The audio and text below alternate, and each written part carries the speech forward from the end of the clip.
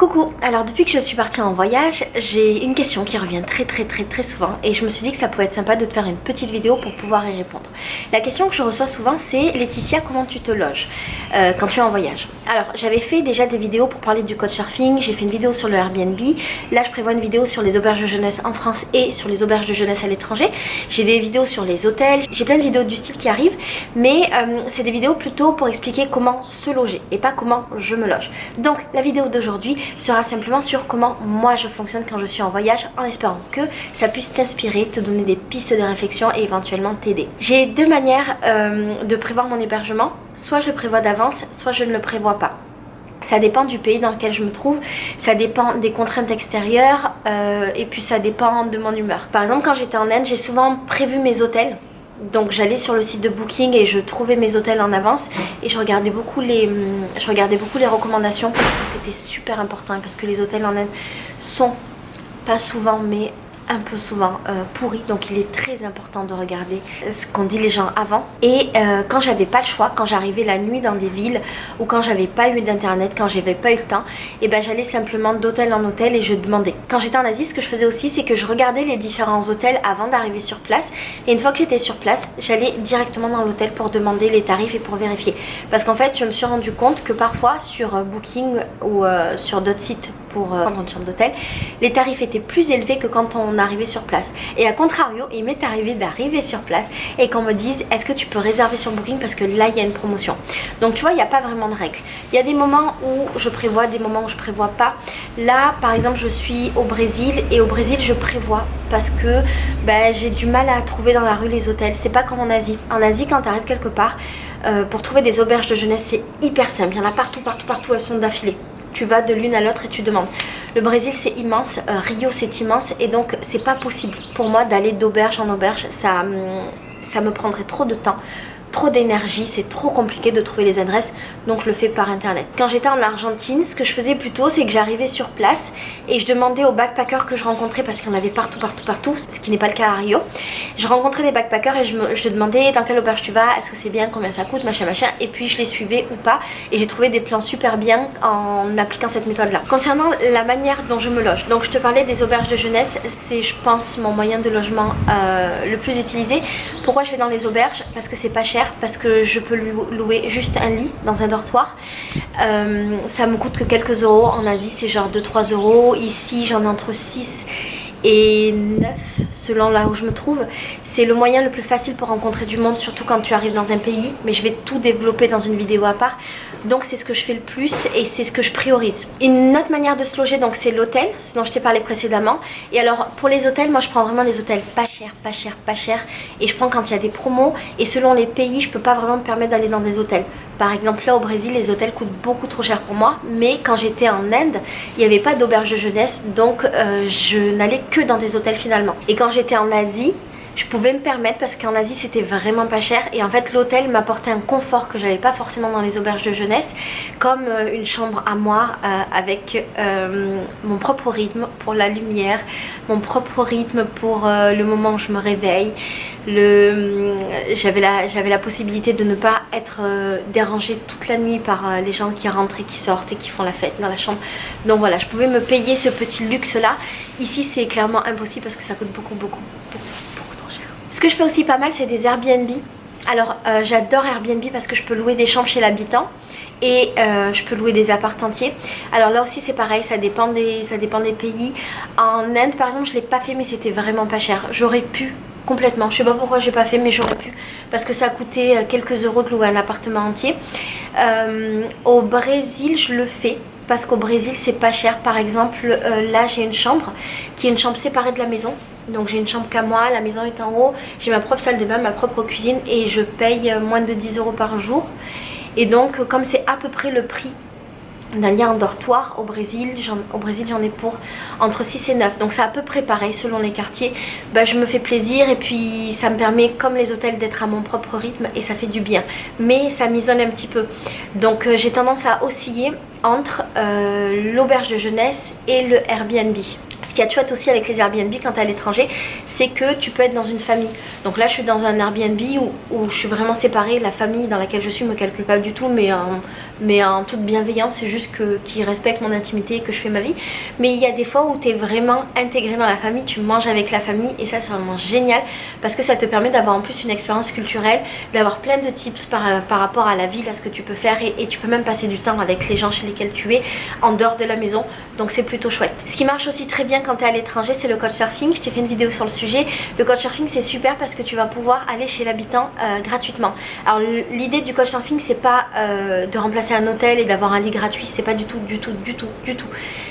L'idée principale c'est plutôt d'avoir une véritable expérience avec des locaux. Tu vas chez les gens, tu vis avec eux, ils te donnent un coin de canapé, un lit, un matelas gonflable.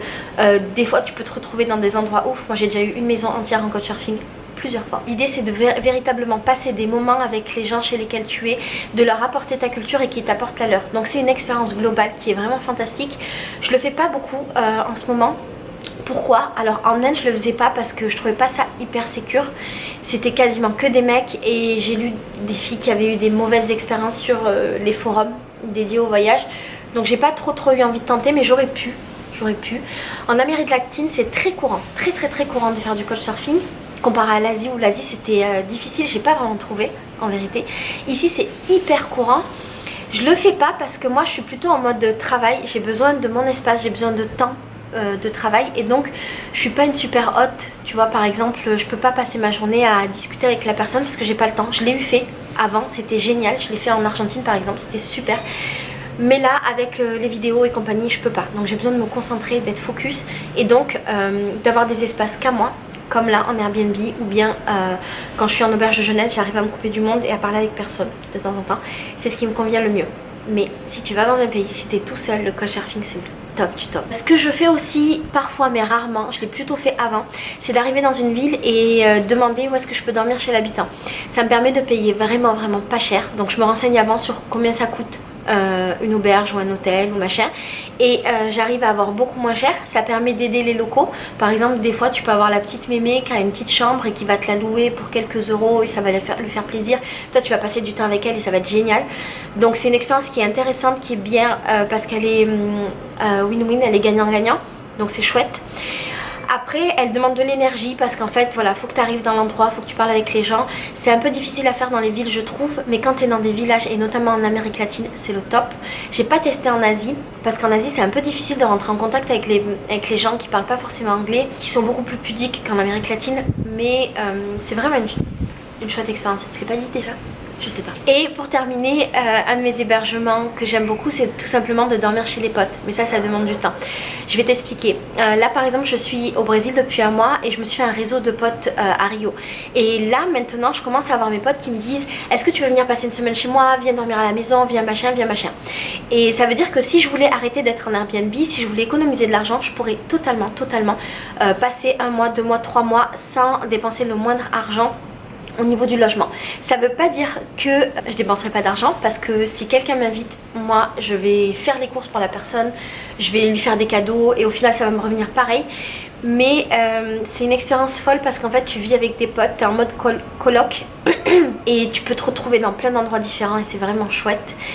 Et donc c'est une expérience que je conseille vraiment beaucoup. Pourquoi je ne l'ai pas encore fait? Parce que je n'ai pas encore accepté, même si là j'ai plein de plans. C'est toujours pour la même raison, c'est parce que moi j'ai besoin de travailler, j'ai besoin de temps. Et du coup ce que je disais à mon pote tout à l'heure, je lui disais mais si je viens chez toi je vais être une mauvaise hôte parce que finalement je vais faire que bosser et je pourrais pas être tout le temps avec toi, je pourrais pas parler. Et en fait c'est drôle parce que il m'a dit qu'il s'en foutait. Il m'a dit mais je m'en fous, tu viens chez moi, tu fais ta vie, t'as ton lit. Moi dans tous les cas je vais à l'école, je dois étudier machin, donc on étudiera ensemble, on travaillera et ce sera chouette, on aura plein de bons moments. Donc c'est peut-être que je vais privilégier après.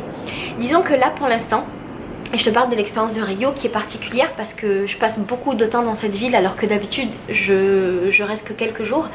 À Rio j'ai envie de vivre dans tous les quartiers. J'ai envie vraiment de connaître cette ville, de connaître les gens, de connaître les énergies, les atmosphères des différents quartiers.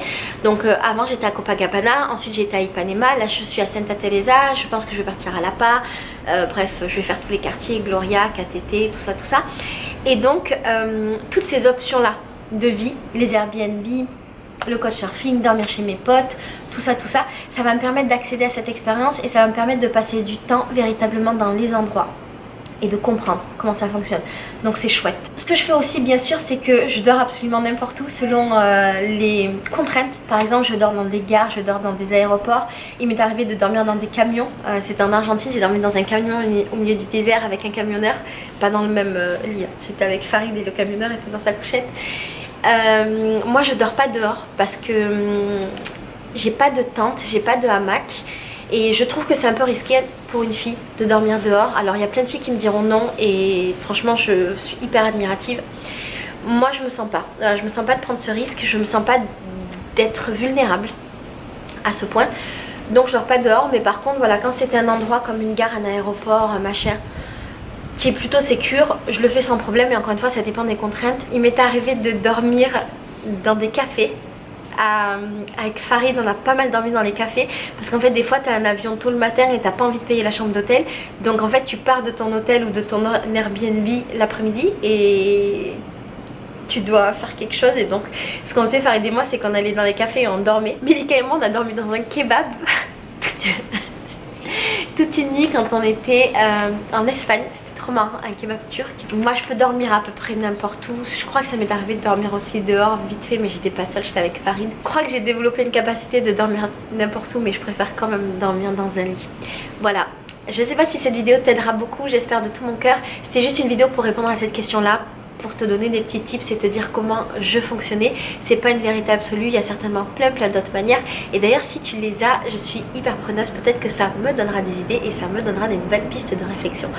Voilà, je te fais des gros bisous et si tu as d'autres questions, je te ferai plein de petites vidéos comme ça, des courtes vidéos, simplement pour y répondre de manière totalement informelle. Je t'embrasse très fort et je te souhaite une magnifique journée.